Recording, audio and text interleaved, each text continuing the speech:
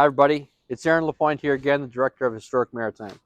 In the last video, we talked about some of our organization's goals and we gave you a small tour of Reliance. We did notice, in fact, that we actually forgot to give you guys sort of a full view of what Reliance's outside looks like. So we wanted to take a little bit of time now and do that.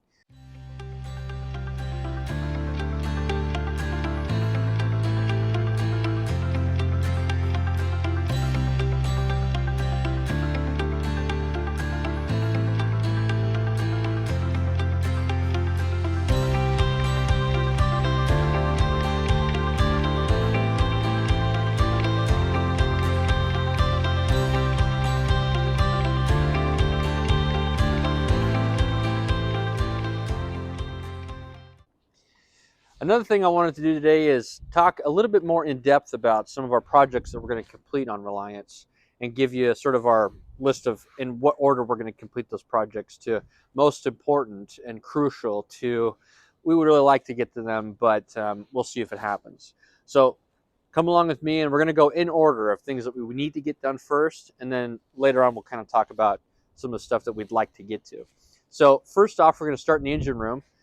So as you can see, there's a lot of stuff to do here. Just aesthetically, the boat needs a lot of love.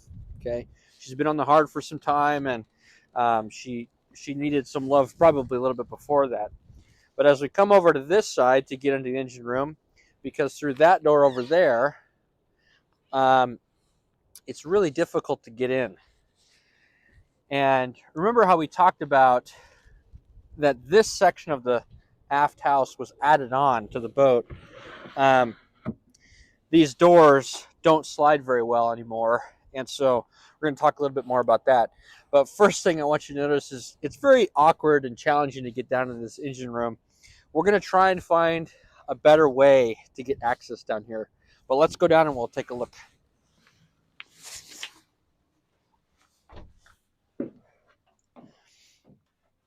So once you're down in here, now you kind of have to become a contortionist of sorts and come over to this side of the engine to access mostly electrical, and then swing your leg over to get to this side.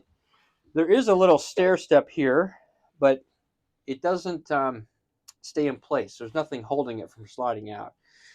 But the first thing we're going to talk about is the electrical system on the boat. So let's take a really close look at that.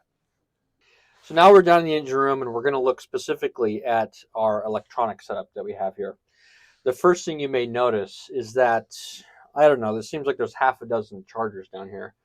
We don't even need most of them. We can count them together. We have 1, 2, 3, 4, I think. And I think that's it. But we really probably only need 1 or 2. On this boat, you'll notice, if Mackenzie can get a shot over here, we have 2 alternators. One of them, this one here, is for our 24-volt system. That 24-volt system powers only our starter for the engine. And the 12-volt system is in charge of all of the house setup. So depth finder, GPS, bilge pump, lights, all that sort of things. One of our goals, and that we're in a discussion about currently, is whether or not we're going to switch our starter from a 24-volt starter to a gear reduction 12-volt starter. That way we can simplify our system. We have only 12-volt on board, and we'll still have probably 1 or 2 designated batteries to the starter because you need a lot to crank this engine. But it seems like the consensus is that simplifying everything is going to be the best thing. And as we continue on here, we have a battery switch here that is just for the engine battery to turn the engine on, to start the engine. This switch turns all of the house accessories on, so bilge pump, depth finder, GPS, okay? But it also ties into this switch over here on the starboard side of the boat, sorry. And this switch powers this system here, which, as you can tell, probably from just taking a brief look at it, looks pretty unsafe, and that's because it is. And you might be wondering what on earth those switches and systems are for. which leads us in a perfect segue into the next system that we're going to have to overhaul and change, and that is our cooling system. Originally, this boat had a keel cooling system on it. The story that I've been told is that the keel cooling system developed a leak, and it's very expensive to service and maintain or replace a keel cooling system. So the previous owner, in lieu of opting for a heat exchanger, which had been the most common um, selection, went for a pretty unconventional idea, which was to put a radiator system on the boat. And the radiator is mounted on the roof with four 12-volt fans pulling air through the bottom of the radiator and out the top, sort of like a locomotive. The only issue with that really is that this engine is probably an optimal running RPM of about 1600 to 1800 RPM. However, the cooling system can't keep up with that. It overheats at that operation. So the engine ends up running comfortably temperature-wise at 11 or 12 or 1300 RPM, and the boat makes about 7 or 8 knots, which is great, but the engine over a long period of time is going to be very unhappy. And Detroit 671s have a sort of habit of, if they're being underrun, so to speak, they have this habit of sort of slobbering, which means oil comes out of places it's not meant to be. And even worse yet, you can end up with oil in places you really don't want it to be, which can cause a runaway. So obviously the next natural step is, a lot of people have asked us, how are you going to handle the cooling system issue? Are you going to put a keel cooler back on? Unfortunately, the keel cooler is really cost prohibitive. It's very, very expensive to do that again. What we've opted to do is to keep our dry exhaust. However, we are going to have a remotely mounted heat exchanger. It's significantly cheaper to do it that way. The engine will be very happy. And finally, it'll be able to run at its optimal speed, which we can talk a little bit more about that. How the optimal running speed of the engine is a little bit far beyond the whole speed of the boat, which is why she's won so many races if you follow that. And we'll talk a little bit more about that too in a moment. But as far as down here, that's pretty much all we have to do. Oh yeah, 5 chargers. There's a diode charger here. Trust me, we're not using this. It's very ancient, very dangerous. We've never used it. It's going to go too. So those are our first 2 major things that for safety we need to, number one, get the electrical system completely torn out and redone, because as it is now, just from what you can kind of see without taking a detailed look at it, it's not neat, it's not tidy, and ultimately the way that some of it's wired, we do have some incorrect gauging. It can lead to a very dangerous situation. So our number one goal is safety. And so we're going to handle those issues first. Then we'll take care of the heat exchanger issue to make sure that we can get a long life out of the engine and get it running to where it's happiest. Because overheating constantly or constantly running the boat at a lower speed than the engine is happy at is going to lead to a lot of problems over time. So now we can head back outside and talk a little bit more about some other things that we're going to do. Alrighty? So this is an area that you guys have seen before, our pilot house. It's a little bit messy because of the trips, people leave their Gatorades or whatever. Or this isn't a sponsor, but Kirkland Sport Drink. Not an ad. But I wanted to talk a little bit about some of the specific projects we have planned for this area. First of all, we've talked about moving the house back to its original position, which would have this footing here. The steerage and everything is going to come back to this point. And we have, if we come up to this, our actual piloting area here, we have, this is our throttle, and it runs on air. Our gear selector, which also runs on air. And believe it or not, our wiper, which runs on air and gets caught all the time. And it doesn't work that well anyway. Up here we've got our GPS, our depth sounder, our whistle, and then this little indicator, which is a light that turns on when the wheel is hard over, because it's a hydraulic system.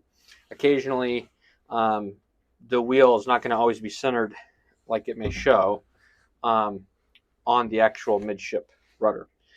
Um, we are probably going to convert our throttle and our gear to cable. With an air throttle or pneumatic setup for your throttle, you kind of have to chase it.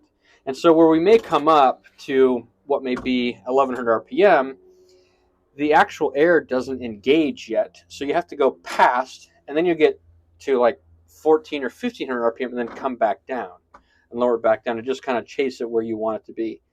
The other problem is that as pressure builds back up, you pick up 25 more, 50 more RPM, and you kind of have to bring it down one click. But that one click might not bring it down 50 RPM. It might bring it down 100 RPM. So you're constantly kind of just chasing it. It's really not a very efficient system. It can be quite challenging if you're trying to just find the right speed for yourself. Ultimately, cable is easy to run. It's one less system to go wrong. If we lose air currently, we really have no way to shift the boat. We can throttle the boat just fine if we have someone down the engine room. But to shift the boat with no air would be almost impossible. And as we come back to the back of the pilot house here, you'll see that our floor that Mackenzie's standing on there, which is the hatch that goes into the forecastle. It's currently got a beautiful Purple Heart grate over it.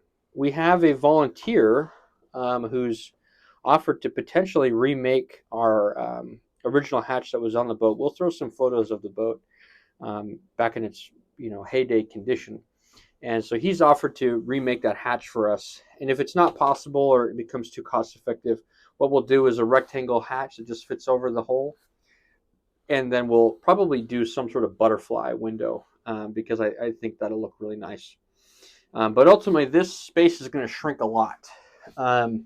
Back in this area, there is a sink. We would love to get access back to that. This bench is going to shrink a lot. We're going to end up moving the panel because obviously, if we get rid of this portion of the house forward, the panel is going to have to get routed somewhere else.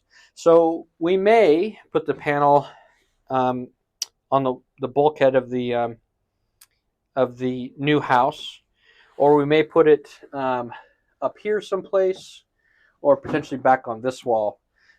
We're undecided yet, and if anyone who's watching has any pointers, I'm all ears. But now let's go back outside and talk about some more work that we've got to do outside, and actually a project that needs to get done before we touch the house at all. And we're going to go onto the dock to talk about this. So now that we're back outside on the dock, probably number 2 or 3 on our list of priority is to fix this guard. This guard on, or rub rail as some people may call it, on the boat is completely rotted, and there is a steel sort of cap rail on the outside of it that's sort of to come off. The rust has become quite inhibitive, and ultimately needs to get completely replaced. And you can see it down the port side of the boat where it's actually started to just come off. But you can see the paint is starting to flake here. We may end up doing this top cap rail too. It just depends on, once we needle gun this down and see what's really there, we'll make a decision then. But for sure, this rub rail, because as you can see, the rub rail is pretty close to the water line. And you can see here where that steel cap rail on the rub rail or guard has come completely off. And even portions of the guard have come off back here. This is one of our more dire woodworking projects, and we have a wonderful shipwright who's going to help us out with this. His name is Kent Gorham, and he deserves a shout out. He's a really great guy. And so, again, there's a lot of woodworking to do on this boat, a ton of it. There's even some spots of little rot here and there that have just got to get redone. It's hard to just keep chasing rot on a wood boat, but ultimately, if we can hold to our promise, or we want to try and hold to our promise of making sure this boat will outlast all of us, or at least give it another 50 or 60 years, we got to chase that rot down and get it off of the boat. And the rub rail is a good way to start because it's got the most significant portion. And we'll probably even go a step further if we have to and remove the planking that's underneath the rub rail. And we're praying that we don't find anything dire once we remove all that. The good news is that during our survey or our inspection of the boat, we didn't see any major concerns of rot from the backside. Sometimes it's really difficult to see. Um, we do have, I think, 2 or 3 planks that on the next haul out or the haul out after are going to have to come out. Okay, so we've talked about the house. The next thing that we would this is sort of something that we would like to get done, is the removal of this aft house. As you can see it here, um, you know, this aft house has already had some adverse effects with the water pooling and some unnecessary weight. Also, before this was added, there was a lot more deck space back here and a big, beautiful tow bit.